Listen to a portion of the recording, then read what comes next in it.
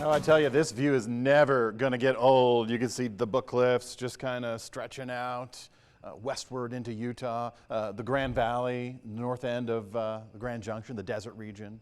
Yeah, beautiful picture. This has been intermittent in and out with the Wi-Fi signal up at Palisade Point, which is right there. Here's another view from a different direction. Montrose, I promise, we're getting our technology to expand. And we're going to have a handful of cameras too, so we'll be sharing the view from further areas. Speaking of view, satellite radar imagery, look at this, spot on. Just 10 minutes after 5 o'clock, first of all, barely any clouds, barely any radar returns with rain, but just getting into the southern end of the San Luis Valley, we do have some light rain falling at the Colorado-Utah border, I should say Colorado-New Mexico border. That's a whole different angle of the state. But hazards, we really don't. We're not going to maintain much in the way of hazards. You know, I can tell you we're drying. I can tell you the monsoon season is slowly wrapping up. It comes to a conclusion at the end of August, early September.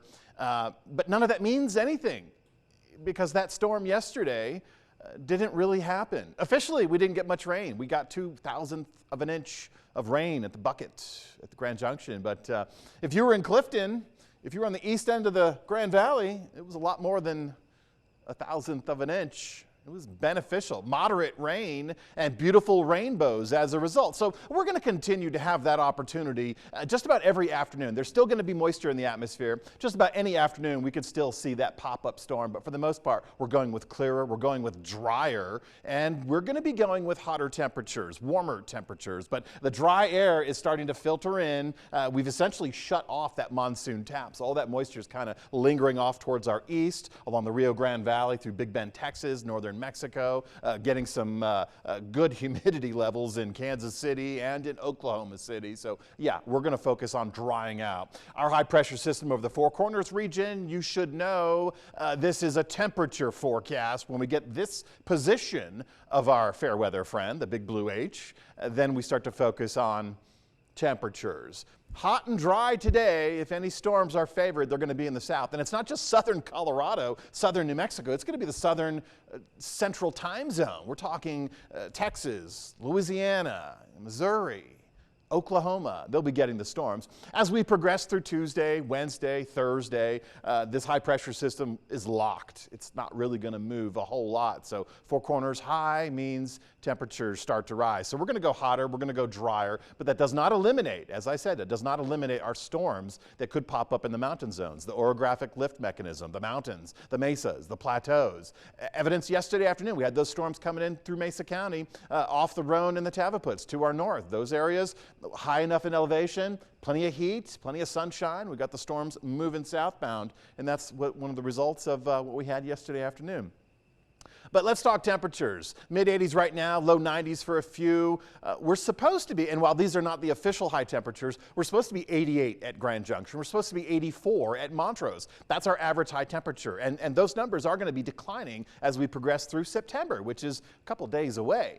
But in the meantime, for the rest of this week and through this upcoming weekend, folks, we have hotter temperatures in the forecast. Remember, 88 is the average for Grand Junction, so we're almost 10 degrees hotter tomorrow. We may not hit 96 tomorrow, but we are pushing up warmer temperatures, hotter conditions. 84 is the average, and we're adding to that around the Montrose area. So all areas on the map tomorrow have that opportunity. Triple digits, Moab? Yeah, why not? We are going to be pushing for some records. Tomorrow, the record at Grand Junction is 97. The next day, it's 98. Middle of the week, upper 90s. Two of the latest 100-degree days have occurred in Grand Junction the first handful of days of September. So not totally out of the question that we wouldn't hit a 100-degree day. It would be our 14th if I am keeping track correctly.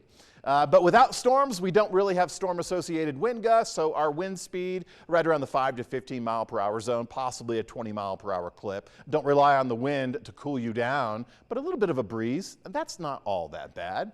So as I said, records for Grand Junction tomorrow, 97, Wednesday 98, Thursday, I believe it's 100 degrees.